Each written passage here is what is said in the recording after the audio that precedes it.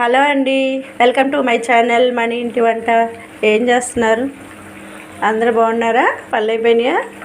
అలాగే ఈరోజు మన ఇంటి వంటలో పప్పు పులుసు అంటే ఇది కూరగాయలన్నీ లాస్ట్కి వచ్చేసినాయండి.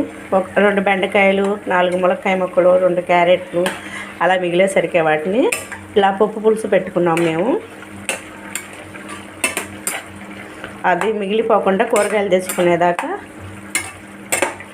ఆనకెళ్ళి కూరగాయలు తెచ్చుకుంటాం కాబట్టి ఉన్న ఒక్కొక్క 2 వాటిని ఇలాగ పులుసు పెట్టుకున్నామంటే ఈ రోజుకి మనకి గడిచిపోతుంది అన్నమాట. కూర ఒక పూటన్నా అయిపోయింది కదా, కూరగాయలు తెచ్చేదాకా అలా పెట్టే బదులు ఇలా చేసుకున్నారా మీరు కూడా ఎప్పుడైనా? మేమైతే చేస్తామండి. 1-2 కూరగాయలు మిగిలితే మటుకి కన్ఫామ్గా చేస్తాము. ఇదిగోండి, లాస్ట్కి కొత్తిమీర ఇలా చేసుకుంటే చాలా బాగుంటుందండి. చేసుకునే వాళ్ళు చాలామంది